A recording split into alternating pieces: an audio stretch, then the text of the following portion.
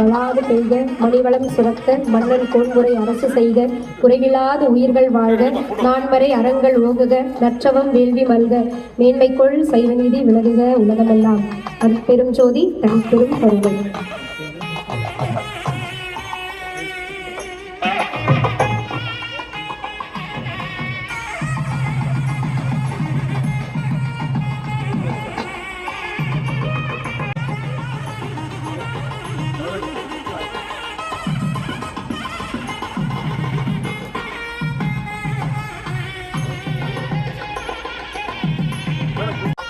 Sen rukiye sir.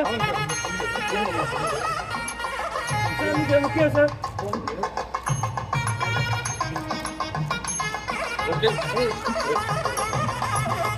விழாவும் நடைபெறுகிறது. இந்த விழாவிற்காக நாங்களும் அவளோடு காத்திருக்கின்றோம். மீண்டும் சந்திப்போம் டிசம்பர் 19 வியாழக்கிழமை மாலை.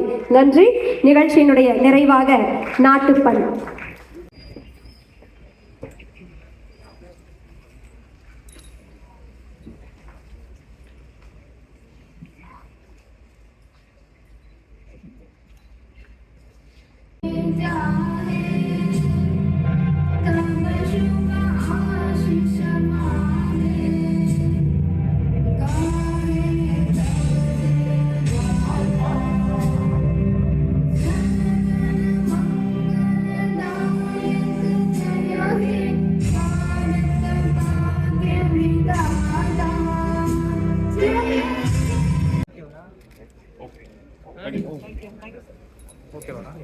جشنواره به مهمانان محترم، پرزیدنت و همه برگزار کنندگان این جشنواره ریشه‌دار و قدیمی. Good evening to all of you, the guests, the organizers, the all audiences, the diplomats, to all. Very good evening. سینمای هند و سینمای ایران از بدو پیدایش صنعت سینما با همدیگه همکار بودند و من میخوام اینجا فقط این نکته رو عرض بکنم که اولین فیلم ناطق ایرانی 95 سال پیش در استودیو امپریال بمبئی در واقع ساخته شد و در ایران اکران شد. I just wanted to make a point that the Indian movie, of course, the particularly Iranian movie, were together from day one, and the first Iranian movie was made in India 95 years before.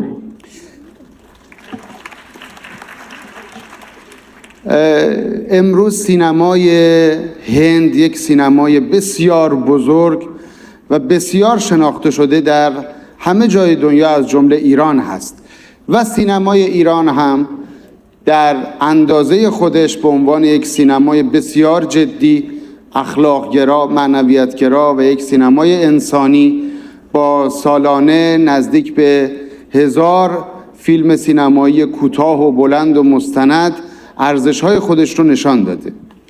Today, the Indian cinema is very much popular around the world in Iran and rest of the world, and as well as Iranian cinema is concerned, it is also one of the most humanitarian, realistic, and full of moral values kind of cinema Iran have, and it has more than thousands film features, movies, documentaries throughout the year, Iran producing every year. فکر میکنم در جشنواره امسال حدود 6 یا 7 فیلم ایرانی، چه فیلم هایی که به طور رسمی معرفی شدن چه فیلم هایی به طور مستقل اومدن، در این جشنواره از طرف در واقع ایرانیان داره اکران میشه. امیدوارم که این فیلم ها رو ببینید و خوشتون بیاد. In this festival, I think more than 6 or 7 Iranian movies are being screened, and some of them are officially sent to this festival, and some of them are sent by the directors directly. And I hope you will enjoy watching the Iranian movies here in this festival. و نکته آخر این که دعوت میکنم از کارگردانان و تهیه کنندگان و شرکت‌های سینمایی هند که فیلم‌های خودشون رو به جشنواره‌های بین‌المللی فیلم در ایران از جمله جشنواره بین‌المللی فجر که بسیار شناخته شده هست و بسیار معتبره معرفی بکنند و شرکت بکنند. I invite, formally to all the directors and producers to send their movies to the international film festivals in Iran, to be, screened, to be watched by the Iranian peoples, and I'm sure they will welcome the Indian movies from you. و آرزو میکنم که تهیه کنندگان هندی و ایرانی بتونن با هم در موضوعات مشترک درباره انسانیت، درباره اخلاق، درباره ارزش‌های مشترک با همدیگه فیلم بسازن. I have a wish that one day there should be some joint project and Indian and Iranian directors and producers could make some movies, of course with the common interest, with the common subject, like some kind of humanitarian and valueful movies, which is very useful for India and Iran as well. So I hope one day these projects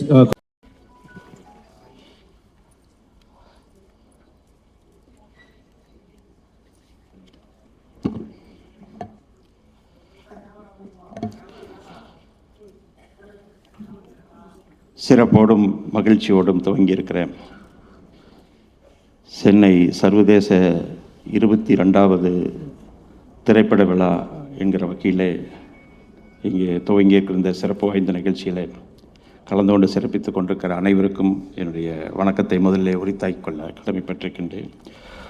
உலக புகழ்பெற்ற திரைப்பட விழாக்களான Cannes, Venice, Berlin, Toronto, Sundance, Locarno, London வரிசையில் சென்னையில் நடைபெறும் 22வது சென்னை சர்வதேச திரைப்பட விழா துவக்க விழாவிற்கு இந்த மகிழ்ச்சியான மாலை வேளையில் வருகை விருந்துள்ள தென்னிந்தியாவிற்கான ரஷ்ய நாட்டின் துணை தூதர் திரு வலேரி கோட்சேவ் அவர்களே, ஈரானின் கலாச்சார ஆலோசகர் திரு பரிதோபின் பரித் அவர்களே, தைவான் நாட்டின் பொருளாதார கலாச்சார மையத்தின் இயக்குனர் திரு ரிச்சர்ட் சென் அவர்களே, பெருநாட்டின் தூதர் திரு என்ரிக் ரஃபேல் அவர்களே, தமிழ் திரைப்பட தயாரிப்பாளர் சங்க தலைவர் திரு முரளி ராமசாமி அவர்களே, இயக்குனர் திரு கே பாக்கியராஜ் அவர்களே, இயக்குனர் திரு வசந்த் அவர்களே, திரைப்பட நட்சத்திரங்களாக விளங்கி கொண்டிருக்கின்ற திருமதி குஷ்பு அவர்களே, திருமதி பூர்ணிமா பாக்கியராஜ் அவர்களே, மற்றும் வருகின்றிருக்கின்ற செய்தித்துறையை சார்ந்த கூடுதல் இயக்குனர் உள்ளிட்ட அலுவலர்களே, ஸ்லோவேக்கியா நாட்டின் தூதர் திரு ரொபர்ட் கேட்சின் அவர்களே, ஸ்லோவேனியா நாட்டின் தூதர் திருமதி இர்மா சுன்கோவிக் அவர்களே, இந்திய திரைப்பட திறனாய்வு கழகத்தின் தலைவர் திரு சிவன் கண்ணன் அவர்களே, துணைத் தலைவர் திரு ஆனந்த ரங்கசாமி அவர்களே, பொதுச் செயலாளர் திரு ஏவிஎம் சண்முகம் அவர்களே, திரையுலகத்தை சார்ந்த நண்பர்களுக்கும் தொழில்நுட்ப கலைஞர்களுக்கும் மற்றும் வருகின்றிருக்கின்ற கேவி குமார் அவர்களுக்கும் ஊடகத்துறை சார்ந்த நண்பர்களுக்கும் இவ்விழாவில் துறை அமைச்சராக கலந்து கொள்ளும் வாய்ப்பினையும் வழங்கிய மாண்புமிகு தமிழ்நாடு முதலமைச்சர் அண்ணன் தளபதி அவர்களுக்கும், தமிழ்நாடு அரசின் துணை முதலமைச்சர் அன்பு சகோதரர் மாண்புமிகு உதயநிதி அவர்களுக்கும் மற்றும் வருகின்றிருக்கின்ற அன்புக்குரிய சகோதரர்களுக்கும் இந்த நேரத்தில் இன்றைய நன்றியை தெரிவித்துக் கொள்வதோடு, இன்றைக்கு நம்முடைய தமிழ் திரையுலக நட்சத்திரத்தில் இன்றைக்கு சிறப்பாக விளங்கி கொண்டிருக்கின்ற மரியாதைக்குரிய சூப்பர் ஸ்டார் திரு ரஜினிகாந்த் அவர்களின் 74வது பிறந்தநாள் காணக்கொண்டிருக்கின்ற அவருக்கும் என்னுடைய பிறந்தநாள் வாழ்த்துக்களையும் அரசின் சார்பிலும் நான் தெரிவித்துக் கொள்ள கடமைப்பட்டிருக்கின்றேன். இந்திய திரைப்பட திறனாய்வு கழகத்தின் மூலம் சிறிய முயற்சியாக 21 ஆண்டுகளுக்கு முன்பு தொடங்கினார்கள். இவ்விழாவிற்கு 2008ஆம் ஆண்டு அன்றைக்கு முதலமைச்சராக இருந்த முத்தமிழறிஞர் ஐயா கலைஞர் அவர்கள் முதல்ல அன்றைக்கு நிதியுதவி வழங்கி இந்த விழா நடைபெறுவதற்கு ஒரு தூண்டுகோலாக இருந்தார்கள். உலகின் சிறந்த திரைப்படங்களையும் திரைப்பட இயக்குநர்களையும் கொண்டாடும் நிகழ்வாக மாறி தற்போது இந்தியாவின் முன்னணி திரைப்பட விழாக்களில் ஒன்றாக மாறியுள்ளதன் உண்மையான மகிழ்ச்சி அளிக்கிறோம். இவ்விழாவின் வரலாற்றிலேயே முதன்முறையாகவும் இந்திய திரைப்பட விழாக்களில் இதுவரை இல்லாத எண்ணிக்கையில் 177 திரைப்படங்களையும் 50க்கும் மேற்பட்ட நாடுகளிலிருந்து 100க்கும் மேற்பட்ட திரைப்படங்களுடன் விருது பெற்று 40 திரைப்படங்களுக்கும் திரையிட உள்ளதாக இன்றைக்கு சிறப்பு செய்தி கிடைத்திருப்பது மகிழ்ச்சி அளிக்கிறது. 2008ஆம் ஆண்டு நடைபெற்ற 6வது சென்னை சர்வதேச திரைப்பட விழாவிற்கு முன்னாள் முதலமைச்சர் முத்தமிழ் கலைஞர் அவர்கள் முதலே 25 லட்சம் ரூபாய் இந்த நிதி வழங்கி துவக்கி வைத்தார்கள். மேலும் 2012ஆம் ஆண்டு முதல் 2017ஆம் ஆண்டு வரை ஒவ்வொரு ஆண்டும் 50 லட்சம் ரூபாய் வழங்கப்பட்டிருக்கின்றது. 2018 முதல் 2022ஆம் ஆண்டு வரை ஒவ்வொரு ஆண்டும் தலா 75 லட்சம் நிதி வழங்கப்பட்டிருக்கிறது தமிழ்நாடு அரசின் சார்பில். இவ்விழாவிற்கு ரூபாய் 75 லட்சம் நிதி உதவி வழங்கப்பட்டு வந்த இந்த நிலையில் முத்தமிழறிஞர் ஐயா கலைஞர் அவர்களின் வழிவந்த திராவிட நாயகர் மாண்புமிகு தமிழ்நாடு முதலமைச்சர் அவர்கள் 2023ஆம் ஆண்டு முதல் ரூபாய் 85 லட்சமாக அதை உயர்த்தி வழங்கி கொண்டிருக்கின்றார்கள். கோவா சர்வதேச திரைப்பட விழா என்கிற வகையில் நடைபெறும் இந்திய சர்வதேச திரைப்பட விழாவிற்கு தமிழ்நாடு அரசின் சார்பில் ஆண்டுதோறும் நிதியுதவி சுமார் 10 லட்சம் ரூபாய் வழங்கப்பட்டு வருகிறது. இந்த நிலையில் தற்போது மாண்புமிகு தமிழ்நாடு முதலமைச்சர் அவர்களின் ஆணைப்படி 2023ஆம் ஆண்டு 15 லட்சமாக உயர்த்தி வழங்கப்பட்டது. திரைப்படத்துறையை பொறுத்தவரை திரைப்படத்துறைக்கும் அதன் தொழிலாளர்களுக்கும் கழக அரசு எண்ணற்ற திட்டங்களை வழங்கியுள்ளது. அதில் குறிப்பிடத்தக்க சில திட்டங்களை இங்கே குறிப்பிட விரும்புகிறேன். செங்கல்பட்டு மாவட்டம் பையனூரிலே அடுக்குமாடி குடியிருப்புகள் கட்டுவதற்காக நிலம் ஒதுக்கீடு செய்தார் முத்தமிழ் ஐயா கலைஞர் அவர்கள். அந்த வகையில் திரைப்படத்துறை மற்றும் திரையை சார்ந்த பல்வேறு பிரிவு தொழிலாளருக்கும் சென்னைக்கு அருகிலுள்ள செங்கல்பட்டு மாவட்டம் பையனூரில் இன்றைக்கு குடியிருப்பு மற்றும் படப்பிடிப்பு தளம் அமைத்திட சுமார் 90 ஏக்கர் நிலம் அன்றைக்கு வழங்கப்பட்டது. இதில் முறையே பெப்சி தொழிலாளருக்கு அடுக்குமாடி குடியிருப்புகள் கட்ட 50 ஏக்கர் நிலமும், பெப்சி ஸ்டுடியோ அமைக்க 15 ஏக்கர் நிலமும், தமிழ்நாடு திரைப்பட தயாரிப்பாளர் சங்கத்திற்கு 10 ஏக்கர் நிலமும், தமிழ்நாடு சின்னத்திரை கலைஞர்கள் கூட்டமைப்புக்கு 8 ஏக்கர் நிலமும், தென்னிந்திய திரைப்பட நடிகர் சங்கத்திற்கு 7 ஏக்கர் நிலமும் ஒதுக்கீடு செய்யப்பட்டுள்ளது. திரைப்படத்துறையின் நலவாரியம் கலையுலகத்தின் நலன்களுக்காகவும் சின்னத்திரையினர் சேர்த்து திரைப்படத்துறையினர் நலவாரியம் ஒன்றினை புதிதாக 2009ஆம் ஆண்டு முத்தமிழ் ஐயா கலைஞர் அவர்கள் முதலமைச்சராக இருந்தபோது உருவாக்கினார்கள். இவ்வாரியத்தின் திரைப்படத்துறை சின்னத்திரையில் பணியாற்றும் 39 சங்கங்களை சார்ந்த சுமார் 27,000 பேர் உறுப்பினராக இதுவரை பதிவு செய்துள்ளார்கள். கடந்த 3.5 ஆண்டுகளில் பல்வேறு நலத்திட்ட உதவிகள் அவர்களுக்கு இன்றைக்கு வழங்கப்பட்டிருக்கிறது. இன்னும் சொல்லப்போனால் அதையெல்லாம் சரியாக பயன்படுத்தி கொள்ள வேண்டும் என்று கூட நான் இந்த நேரத்தில் அரசின் சார்பில் கேட்டுக்கொள்ள கடமைப்பட்டிருக்கின்றேன். திரைப்பட விருதுகள் என்கிற வகையில் 2011 முதல் 2021ஆம் ஆண்டு வரையிலான கடந்த ஆட்சியாளர்கள் வழங்கப்படாமல் இருந்த திரைப்பட விருதுகள் இன்றைக்கு திராவிட மாடல் ஆட்சி பொறுப்பேற்ற பின்னர் 2022ஆம் ஆண்டு செப்டம்பர் மாதம் 2009 முதல் 2014ஆம் ஆண்டு வரையிலான சிறந்த நடிகர் மற்றும் தொழில்நுட்ப கலைஞர்களுக்கான பல்வேறு விருதுகளை வழங்கினோம். அதேபோல் 2015ஆம் ஆண்டுக்கான பல்வேறு திரைப்பட விருதுகளை 2024ஆம் ஆண்டு மார்ச் மாதம் வழங்கினோம். மேலும் 2016 முதல் 22ஆம் ஆண்டு வரை தமிழ்நாடு அரசு திரைப்பட விருதுகளுக்கு இன்றைக்கு 2015 முதல் 16 முதலும் 2021 முதல் 22 கல்வியாண்டுக்கான தமிழ்நாடு அரசு எம்ஜிஆர் திரைப்படம் மற்றும் தொலைக்காட்சி பயிற்சி நிறுவன மாணவர் விருதுகளையும் வழங்க மாண்புமிகு ஓய்வு பெற்ற நீதியரசர் அவர்கள் தலைமையில் இன்றைக்கு தேர்வுக்குழு அமைக்கப்பட்டு விருதாளர்கள் தேர்வு செய்யப்பட்டு வருகிறார்கள். சின்னத்திரை விருதுகள் 2009 முதல் 2013ஆம் ஆண்டுகளுக்கான சின்னத்திரை விருதுகள், சிறந்த நெடுந்தொடர்கள், ஆண்டின் சாதனையாளர் விருது, ஆண்டின் வாழ்நாள் சாதனையாளர் விருது உட்பட பல்வேறு விருதுகளை வழங்கினோம். 2014 முதல் 2022ஆம் ஆண்டுகளுக்கான தமிழ்நாடு அரசு சின்னத்திரை விருதுகள் வழங்க மாண்புமிகு ஓய்வு பெற்ற நீதியரசர் அவர்கள் தலைமையில் திரு GM அக்பர் அலி அவர்கள் தலைவராக கொண்டு தேர்வுக்குழு அமைக்கப்பட்டு விருதாளர்கள் தேர்வு செய்யும் பணி நடைபெற்று வருகிறது. தமிழ்நாடு அரசு எம்ஜிஆர் திரைப்படம் மற்றும் தொலைக்காட்சி பயிற்சி நிறுவன மாணவர் விருது 2008-2009 கல்வியாண்டு முதல் 2014-15ஆம் ஆண்டு கல்வியாண்டிற்கான மாணவர் விருதும் 35 நபர்களுக்கு வழங்கப்பட்டுள்ளது. கலைஞர் நினைவு கலைத்துறை வித்தகர் விருது கழக அரசு பொறுப்பேற்ற பின்னர் முத்தமிழறிஞர் கலைஞர் அவர்களின் பெயரில் வழங்கப்படும் கலைஞர் நினைவு கலைத்துறை வித்தகர் விருது 2028ஆம் ஆண்டு திரைப்பட வசனகர்த்தா திரு ஆரூர்தாஸ் அவர்களுக்கும் 2023ஆம் ஆண்டு கவிஞர் மு மேத்தா அவர்களுக்கும் கலைஞர் அவர்களின் நூற்றாண்டு விழாவினை முன்னிட்டு பெண்மையை போற்றுகின்ற வகையிலே சிறப்பனமாக 2021ஆம் ஆண்டிற்கு மட்டும் கூடுதலாக பிரபல பின்னணி பாடகி திருமதி பி. சுசீலா அவர்களுக்கு மாண்புமிகு முதலமைச்சர் அவர்களால் அந்த விருது வழங்கப்பட்டது.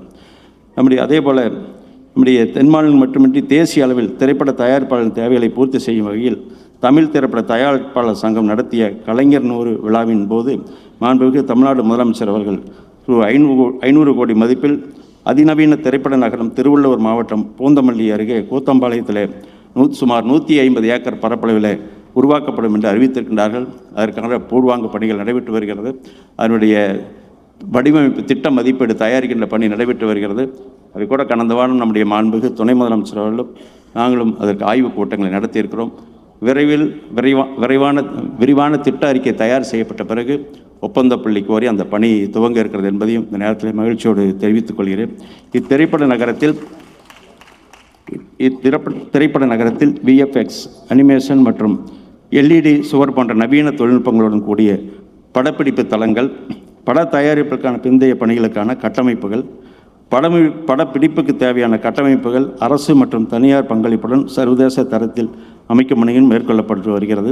அதேபோல் எம்ஜிஆர் திரைப்படக் கல்லூரியில் அங்கே நம்முடைய சுமார் 5 கோடி மதிப்பில் குளிர்சாதன வசதியுடன் கூடிய படப்பிடிப்பு தளம் புதுப்பிக்கப்பட்டுள்ளது. மேலும் அதிநவீன தொழில்நுட்பங்களுடன் கூடிய 3 புதிய படப்பிடிப்பு தளங்கள் சுமார் 40 கோடி மதிப்பில் இன்றைக்கு அது பணி துவங்க இருக்கிறது என்பதை இந்த நேரத்தில் மகிழ்ச்சியோடு தெரிவித்துக் கொள்கிறேன். சென்னை சர்வதேச திரைப்பட விழாவினை தென்கிழக்கு ஆசியாவின் முன்னணி திரைப்பட விழாக்கள் ஒன்றாக உயர்த்தும் புகழ்பெற்ற பல்வேறு நாடுகளில் வாழும் கலைஞர்களுக்கும் உலகெங்கிலும் உள்ள திரைப்பட ஆர்வலர்களையும் திரைப்பட இயக்குநர்களையும் தொழில்நுட்ப வல்லுநர்களையும் ஈர்க்கும் வகையில் இந்நிகழ்வை மற்றும் மாற்ற முயற்சிக்கும் விழா குழுவினருக்கு எனது பாராட்டுக்களை தெரிவித்து சிறப்பாக இந்த சர்வதேச திரைப்பட விழா நடைபெற என்னுடைய வாழ்த்துக்களையும் தெரிவித்து வாய்ப்புக்கு நன்றி கூறி நிறைவு செய்கிறேன். நன்றி, வணக்கம்.